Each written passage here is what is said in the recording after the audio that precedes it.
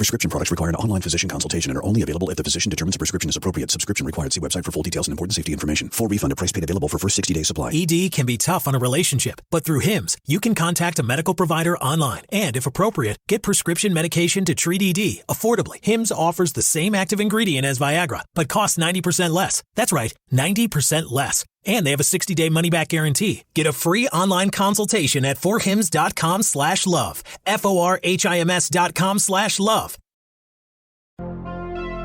Impact of Influence, the tragic story of a powerful South Carolina family and the mysterious deaths that they are linked to.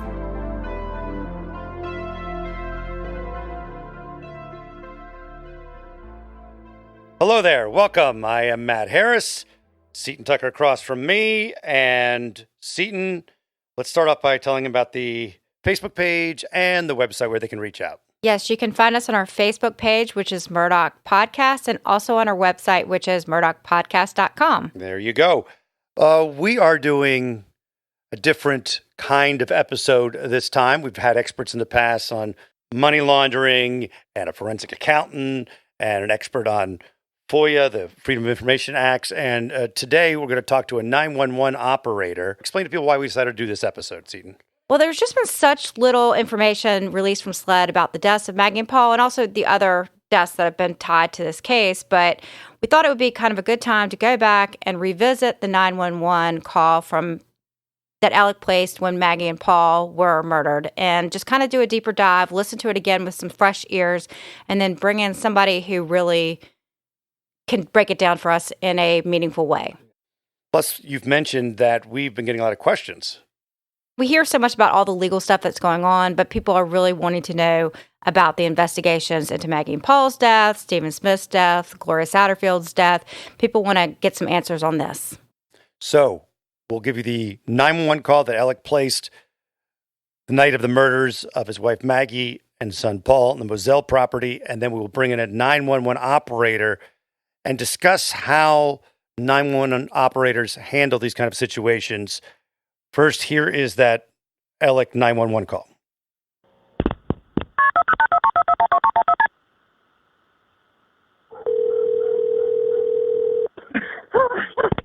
Hampton County 911, where's your emergency? This is Alec Murdaugh at 4147 Moselle Road. I need the police to ambulance immediately. My wife and child are shot badly. Okay, you said 4147 Moselle Road in Allison? Sir? You said 4147 Moselle Road in Allison? Yes, sir. 4147 Moselle Road. Stay on the line with me, okay? Hurry. Yes, sir. Stay on the line with me, okay?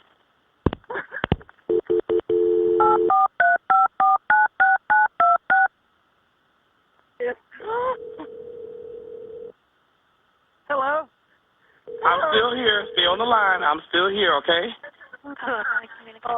Carlton, I have an Alex Murdaugh on the line, caller from 4147 Moselle Road. He's advising that his wife and child was shot.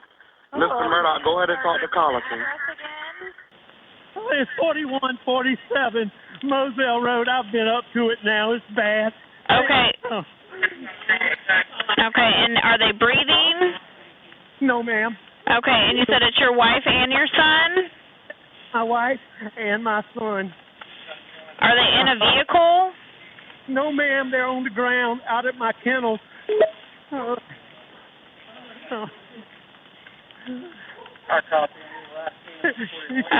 and did you see anyone? Okay, is he breathing at all? No, nobody. Is she? Okay, do you see anything? Do you see anyone in the area? No, ma'am. No, ma'am. What color is your house on the outside? What color is your house on the outside? It's white. You can't see it from the road. Okay, is it a house or a mobile home? It's a house. Okay, and what is your name? My name is Alec Murdaugh. Okay, and did you hear anything, or did you come home and find them? No, man, I've been gone. I just came back. Okay, and was anyone else supposed to be at your house? No, ma'am.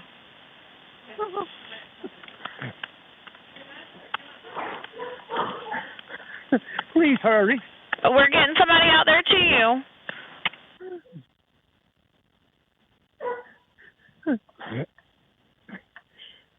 Oh. Oh, man. Oh.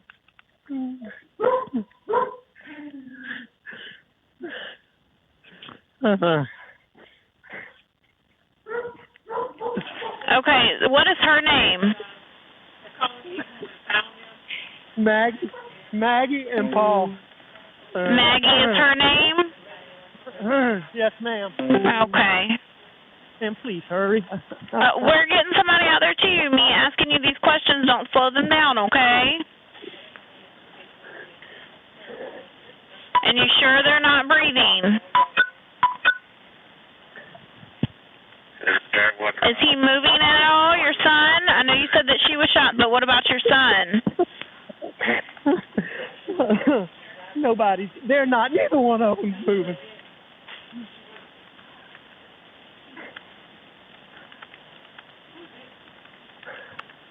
What is your telephone number? And does anything look out of place? Ma'am, I not particularly, really, no, ma'am. Okay. Okay.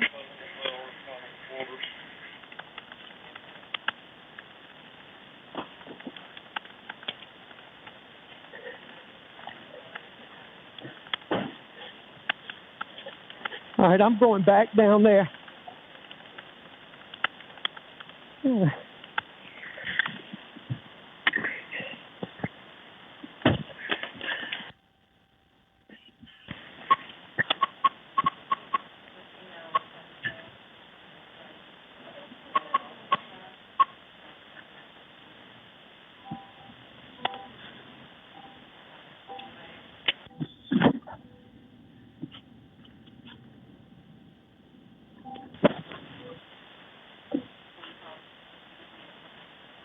Are they close, ma'am?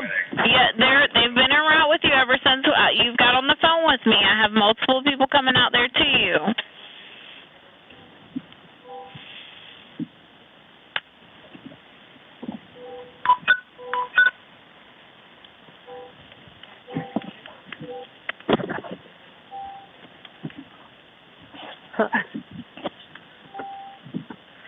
Okay, can you do me a favor, Mr. Murdaugh, and turn on the flashers on your car so that way they can see where the kennels are? 21. Central come down station 18. You will need station 15.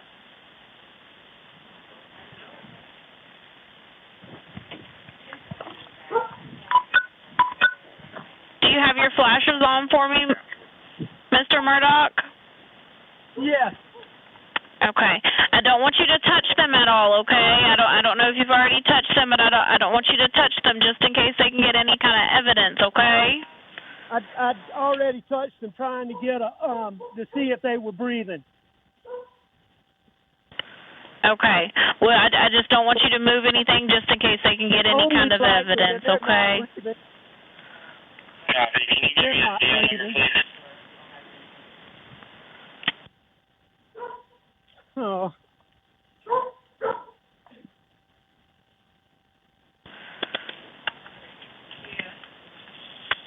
Ma'am, I'm going to call. I need to call some of my family. Okay. On this. Well, do me a favor for me. Whenever you see the officer or the medics, because they're all coming to you.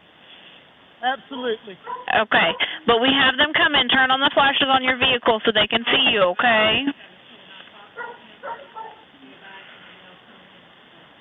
You got the flashers on for me? I do. Okay. All right. Just whenever you see them. Okay. How old is your son? 22. Okay. All right. We're getting them out there to you, okay? And I will answer if you call. All right. So that is the actual 911 call from Alec Murdaugh the night he found Maggie and Paul murdered. Now we are going to talk to a 911 operator named Sue, who will talk about some of the ways she has been taught to handle those calls. We want to really point out that Sue is not a 911 operator in South Carolina, and some municipalities and states do some things differently. Plus, it's very important to point out as well, when Sue will say they didn't ask this or they didn't ask that, it could very well be that that was redacted. Right. Yeah. And I actually spoke with another 911 operator, not the one we're talking to today, from the state of Virginia. And actually, that's not allowed. In Virginia, if you release a 911 tape, you are not allowed to redact it at all. So it's unusual. I guess those laws vary state to state. So, Sue, hi. Thanks for joining us. Hello. Let's start with the fact that the different states and municipalities or areas could be different, because you've worked for a couple of different places as a 911 operator. Can you explain what might be differences that you come across depending on who you work for? Oh, absolutely. So I've worked both for private ambulance services and 911. And the differences right off the bat is obviously our protocols. Jurisdictions, cities, states are all different on how we're going to handle every single call.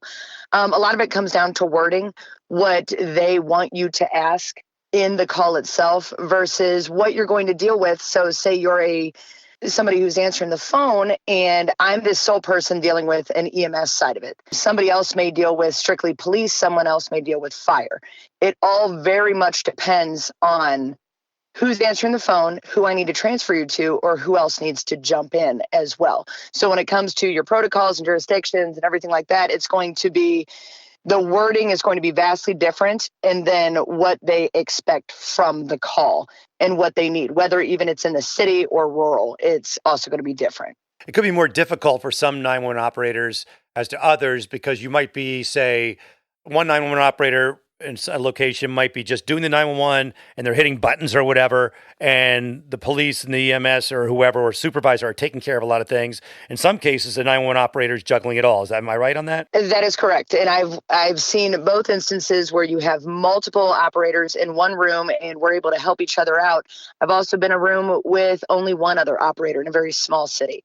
That's it. And if that other operator is on the call, you're alone. And that would leave you to dispatch EMS, fire, and police and communicate to all three while you're on the phone. Let me ask you this. Is there any standardized national training that dispatchers are required to do? Yes, it's emergency medical dispatch. So EMD training that we all have to do. For the most part, nationally, it would be the same. But then they always end it with follow your local protocols. So you get a basis of what everything should be. Like we have like the EMD card set that we follow, which has now been computerized. So you're going to follow these exact prompts. However, different areas may add in different things that they request of you to ask. So what are the prompts that are on that EMD card? Well, you're going to have a lot. So you're going to have your basic intake. For instance, whenever somebody calls in, you need to verify immediately if it's going to be a non-emergent call versus an emergent call. Obviously, also depending on the area, it could be a direct 911 call or it could be the local call you get in. It's also very different and also very odd in that form, but that is how most of them are. So in case of an emergency call, you would be asking, like the prompts would be, what is the address that you're calling from? And can you repeat your address for verification purposes? Then you're going to get their last name, first name, and then their phone number. And then you're going to ask, tell me exactly what happened. Those are the basic prompts that you're always going to start with. If it's something along the lines of, somebody says that there's a house fire, now you immediately go to a different card or screen that you're going to click on for that structure fire. And then it's going to walk you through the prompts as to what to ask, the exact questions that are required of you at that time. Versus a car accident, there's different prompts for that. Like how many cars were involved? Did you see the colors of the cars? Is there anybody injured? How many people are there? So everything is going to be different depending on what the actual call is going to be. You want to say the caller's name over and over and over again, right? And you also will ask the address multiple times and phone number. And yes. Some people can get annoyed by that, but you have to make sure everything's right, correct? Yes. And being on all in the field side, in the dispatching side, and on the caller side, it can be very frustrating. Knowing what I do, I understand, but when you're in a state of panic, it can also be very difficult and very annoying because somebody says, what is your address?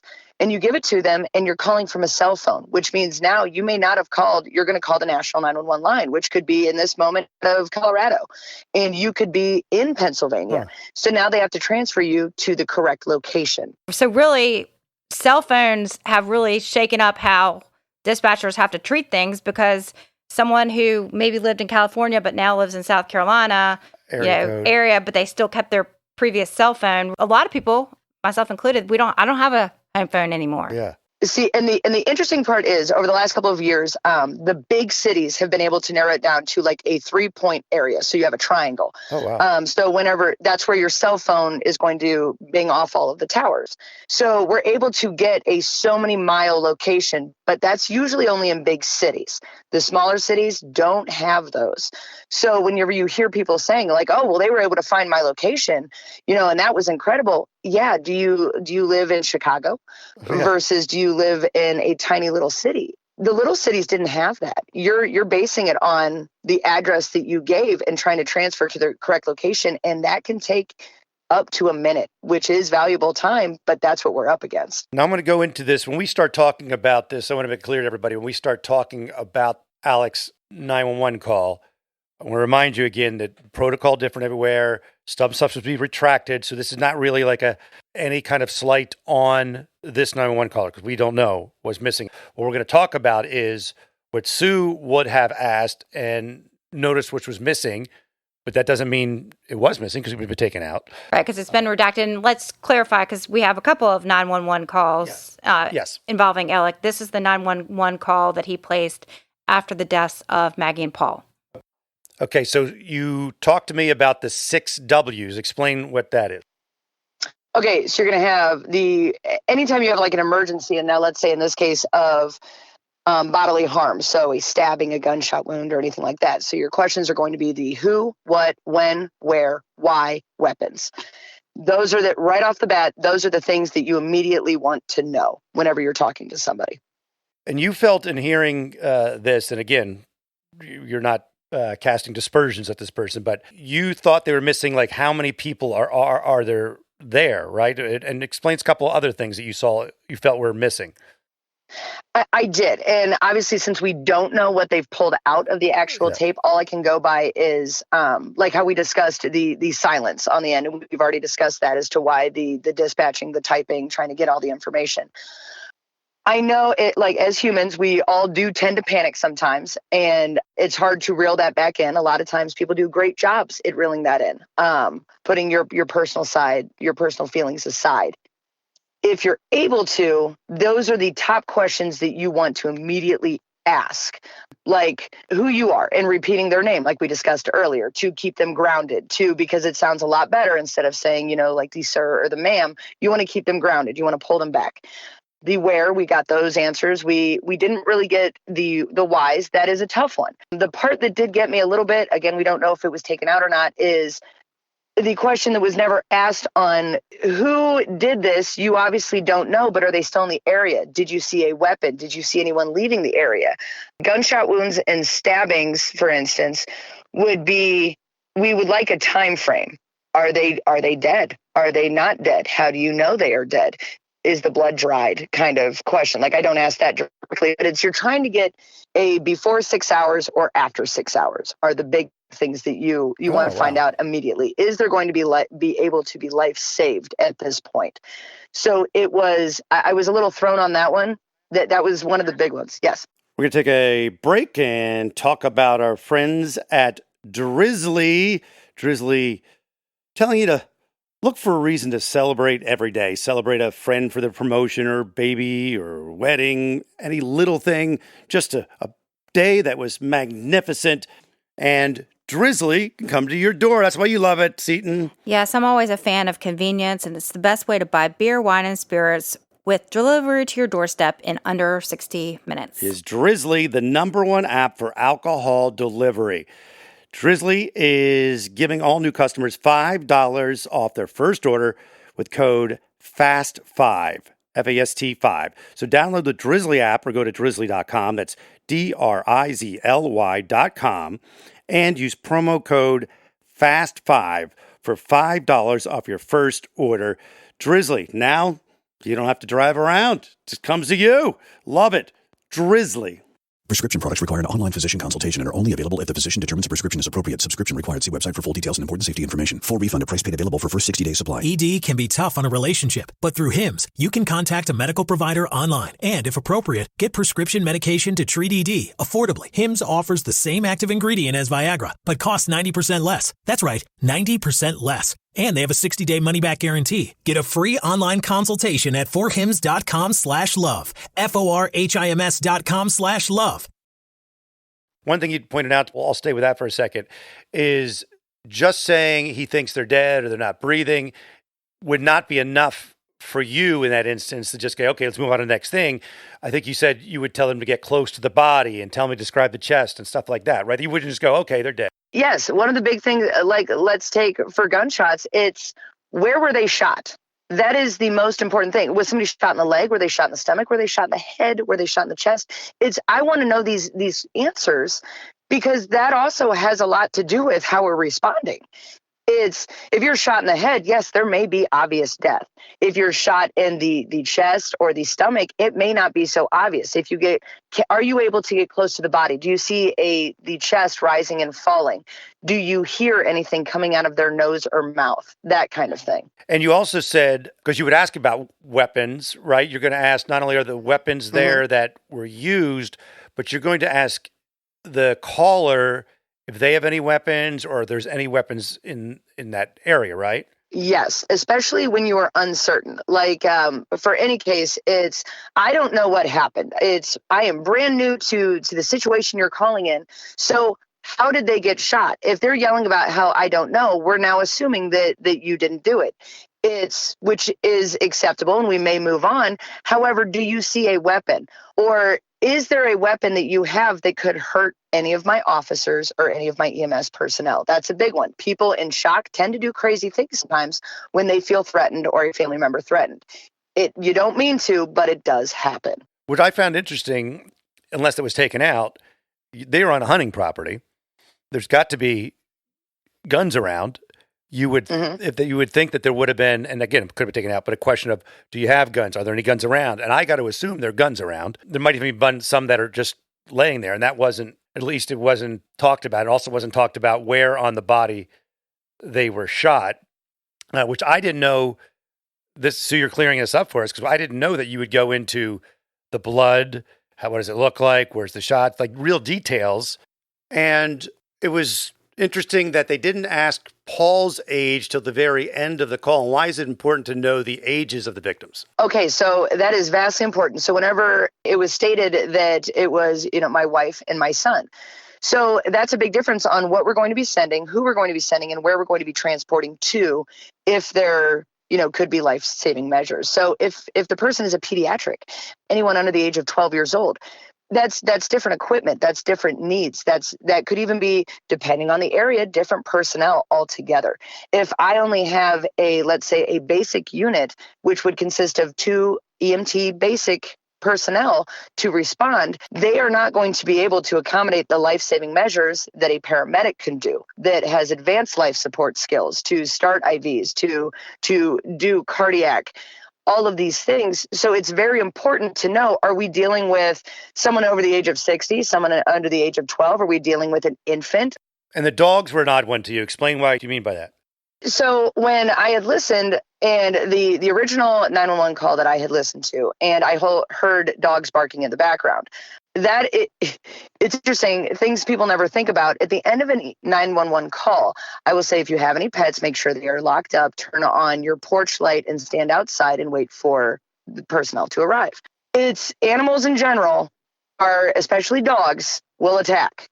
They could say, you could walk into a house being on the field side and EMT side, and somebody saying, oh, my Doberman is very friendly. They have never bitten a soul. Well, now I'm handling this Doberman's owner, and they become very possessive. They can become very mean. You always want to make sure that the animal is secured.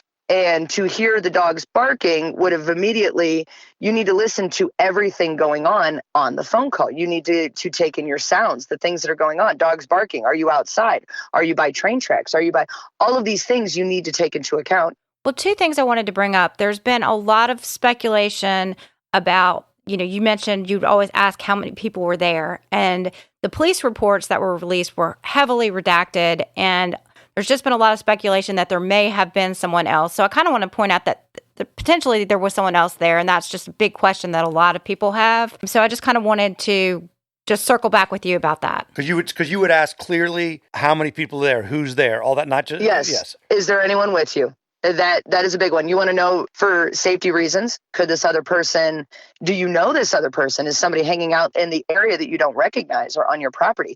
I also want to know if that person is able to comfort you, or if it is someone who is close to the matter at hand, can you hand off the phone to them so I can get more clear answers? We personally have been there, and our cell phone coverage, I did not have any. I think you had a little bit of cell phone coverage.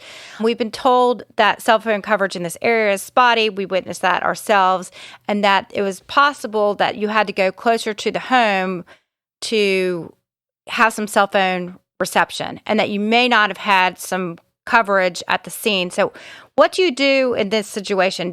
When someone has to kind of go back in order to be able to talk on the telephone? And that is a tough one. If they're unable, if I cannot hear you, so in that case, I may say, if the person is unable to be saved in your eyes, are you able to walk closer to your home? That is a very tough situation that I personally have only probably run into one time. And they were able to hand off the phone to a bystander who was able to walk into a reception range. But that would be a very difficult one if there is nobody around if you're able to encourage them to walk away. If the call is dropped, if I try to call back and nobody answers the phone, those are all things that you would be noting through your entire conversation. But that's a tough one. Do you, in your training, we don't know what this woman's training was, do you point blank say, do you know who shot or stabbed the people? Sometimes, actually, in one area that I was in, we did. That was, do you know who could have done this? Huh, interesting. In another area I was in, we do not. We gloss over that bit of information. So that's one that differs. And you also said that your rule in the places that you've worked was never let the person off the phone until the EMS or whomever arrived. That is correct. Yes. You always say, no matter how many times they want to try to get off the phone, whether it be to do something else, it's people become hysterical, and you want to you're also a counselor. You're trying to bring them down and ground them as best you can. And it's, okay, I need you to stay on the phone with me. Okay, you're doing a great job. And you're saying their name, you're keeping them grounded. I need you to focus on the conversation at hand, and you need to be firm, you need to be direct, but you need to be caring because of the situation. So you want to keep them on the phone because you don't know where they're going to go. You don't know if they're the person that did it. You don't know if it's a stranger. You really don't know. All you know is the information that they've given you. So, yeah, because I found it really odd that Alex says, I need to get off the phone and call some family members. So if that was you, how would you respond? I would not let them off the phone. It'd be different if they hung up. I would try to call back. But I understand where you're coming from. I know you need to do that right now, but I need you to stay on the phone and you need to let me know when EMS or police have arrived. That is the big one. You don't want that person to be alone. And it's for multiple reasons, but you always keep them on the phone as best you can. You will get hung up on a lot, but you do your best to keep them on the phone through the entire thing until someone arrives.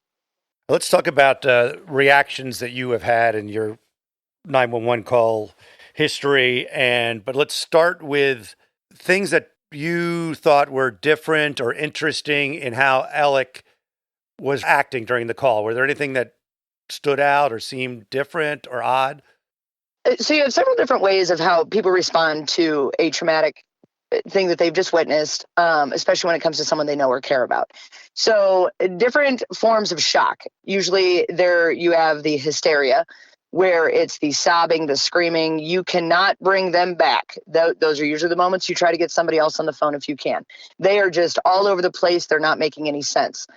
You also will have the ones that are very matter of fact, that it's, I came home. This is what I've seen. It's you were in full-blown shock. You are just in autopilot now and recognizing what you've experienced. Then you also have the ones that are very curious, like what I noticed. And obviously this is just my opinion. It was very different from a lot. And I've heard a lot over the course of 10 years of how people respond. And this one particularly it was a very hysterical, however, not giving much information from what I heard that was actually played, and then how the response was, and then I need to get off the phone to call my family. I know everyone acts different. I know on my side, it's being a caller, it's very traumatic, and you want someone to be with you. And if you're alone, that may be your next step. That may be, I need to call someone. It's okay. And you know what? We're going to do that. But right now we're going to stay on the phone. It was interesting on how it was they were shot. They are dead. I need to call my family. But it was hysterical at the same time. And that was one that I hadn't really heard at the same time. Obviously, every person is different on how they're going to handle things. I just found that one a little unique. I guess what you're saying is it was a combo. It was a combination of very robotic good wording. and yes. set. Okay. It was a mixture of two, which I don't always see and I don't always hear. I'm sure it could happen, but it was interesting on my end that it almost seemed, hearing so many that I have, let's say 25 calls a day, it was interesting that it seemed almost forced or almost rehearsed, in my opinion. So the 911 operator that I spoke with said she finds that the calmest people are usually facing the worst trauma. So I found that this has nothing to do with this particular 911 call, but I didn't know if that was your experience as well. Yes, absolutely. It is very interesting when you have someone that calls you and they are being very matter of fact I walked in the door and my mother has been stabbed multiple times in the face. And you're like, okay. Jesus. And they're just being matter of fact. And then it's okay. I need to let the dogs out before you come so they can go to the bathroom before I put them away. And you're right. They are overly calm. You said there was one case where a guy went about, ignored the fact that his wife was murdered on the couch or something. What was that story? Oh, okay. So there was one that a gentleman and his wife were part of a robbery. Someone had broken into their home and they were both shot multiple times. His wife was dead on the couch, and for several days, people were getting concerned because he wasn't showing up for work. And when finally they were doing a welfare check and they got there and he was very matter of fact and he still had blood on him. He was shot as well, but he was going about daily life activities. You were in a weird primal mode at that point. He was making his coffee. He was getting dressed. He was showering. He was doing all of the things. And when asked, he just stated his wife was sleeping. He had no idea what had occurred because that part of your brain just blocked it out.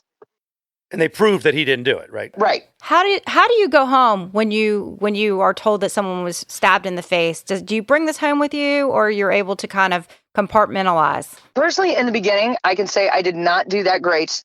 There was a lot of tears. There was a lot of anger. It was like your shoulders constantly hurt. The screaming and crying that you may hear on the phone, or not being able to save someone's life, or someone committing suicide on the phone and you couldn't do anything. And at the end of the day, it is not your fault that you did your best, but it is wearing on you. After a while, you're like, how long can I do this? How long can I bring this home to my family to have outbursts of anger, of aggression, or to see someone else's child and know that you just took a call earlier of somebody else's child that got killed or their parents murdered them, it is very difficult. And it was very hard in the beginning, but something I was told a long time ago was that the day that you get used to it is the day that you should quit, because you should never get used to it. You should never be cold. You should never be stern in the form of, I'm done with this. It's, you know what, it's just another call. You always have to be caring. And if you get to the point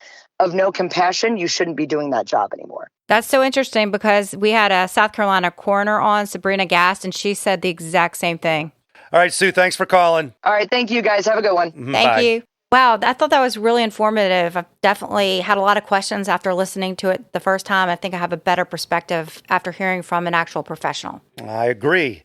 And we have some comments we want to share. Kristen on one of the sleuth groups said, "Thank you, Seton Tucker and Matt Harris, for an amazing episode. Listening to it during my chemo infusion gave me something to be excited about during this time. Forever grateful." Has a picture of herself. And Kristen, we're actually the grateful ones. So thank you very much. Other comments, not necessarily praising us, but here's one from our Facebook page. Yes, so we had someone who, Terry Ann, said that she didn't see the point about having the native on that we had on our last episode, and I respectfully disagree. I really thought bringing a local perspective and the impact it had on the community, I found it very interesting, but, we'll take the criticism. Sometimes, someone might not like something we do, and we can take it. Right, and you can fast forward past that part if you don't like it.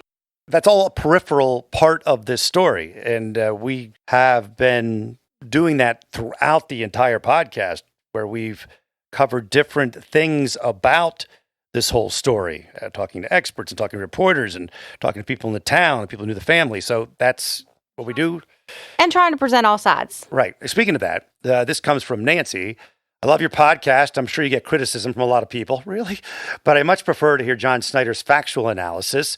It certainly paints a clearer picture of the case than we would otherwise have, especially the heads up he gave about Alec Murdaugh refusing the estate." Thank you, Nancy. You want to give us comments? You want to reach out and ask questions? This is how they do it. You can find us on Facebook at Murdaugh Podcast or on our website, which is murdaughpodcast.com. And we will talk soon. Prescription products require an online physician consultation and are only available if the physician determines a prescription is appropriate. Subscription required. See website for full details and important safety information. Full refund or price paid available for first 60-day supply. ED can be tough on a relationship, but through HIMS, you can contact a medical provider online and, if appropriate, get prescription medication to treat ED affordably. HIMS offers the same active ingredient as Viagra, but costs 90% less. That's right, 90% less. And they have a 60-day money-back guarantee. Get a free online consultation at forhims.com/love. FORHIMS.com/love.